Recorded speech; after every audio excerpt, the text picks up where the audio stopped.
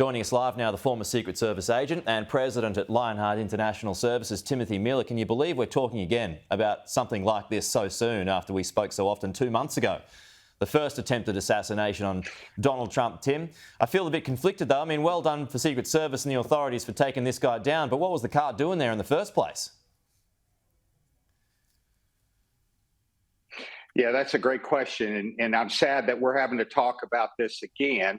With that said, it's a very different situation this time because we had two on their game Secret Service agents that immediately identified the threat and took action and ensured that the president was safe. And let me be clear, too, that's not a win for us. It's kind of a partial win because the Secret Service is all about being proactive and making sure things like this don't happen.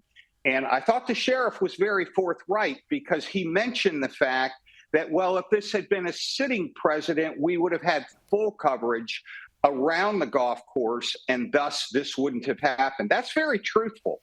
And that tells you that the Secret Service, despite what happened in Butler, and despite the current threats against this president, is still not affording the same resources that they would a sitting president. And I think those are the questions that need to be answered. Yeah, I think that's a good question too. Just on what was found, I mean, this has stuck with me. I've just got this image in my mind, Tim, about a rifle barrel that was sticking out of the fence. I mean, that was the giveaway for those agents who were there. What do you make of the weapon, though, the backpack, the GoPro, the scope? We can see it here. What do you make of that situation, the intent here? Well, let me be clear. The investigation's brand new. I've learned early through my investigations, you let the facts come out. Right now, we are very fortunate because we have a live suspect that we can do interviews, investigations on, and there's a lot more information that needs to come out. But with that said, you can see on the face of it that it was an intentional, focused attack on the president.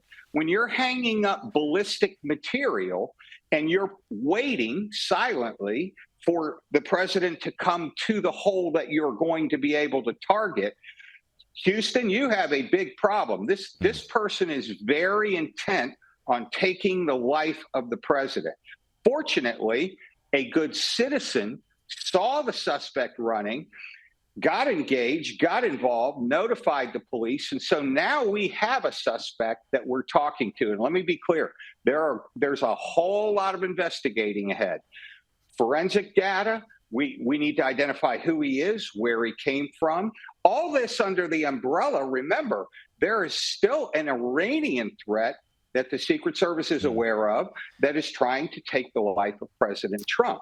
So this is a very, very fortunate day, yet again, for the Secret Service, because you had Secret Service agents that were on their game. They prevented it. Yeah. And now they have an investigative pathway forward. But at the end of the day, that's not what the Secret Service wants to happen. No, that's true. Tim, you've been generous with your time. I know you've got another interview to get to. Just one more here. I mean, we've still got a little race left to run on this election campaign. So how should this change things now with 2 attempted assassinations on Donald Trump? How did this affect security, or how should it affect security over the coming months?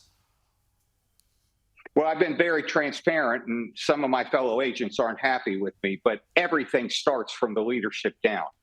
Every piece of accountability. I learned as a Marine Corps officer, we were protecting nuclear weapons at the time. There is no fail in that mission. And if there was, it's me. I'm the one that's responsible as the commander. And I think it's time for new leadership. I think they need to reinvent the new world that we live in. It's not the Secret Service of 20 years ago, where a former president gets less resources and we look at it differently. All that needs to go. We've got to ensure that we have free and fair elections in the U.S., that people aren't afraid to go to these events.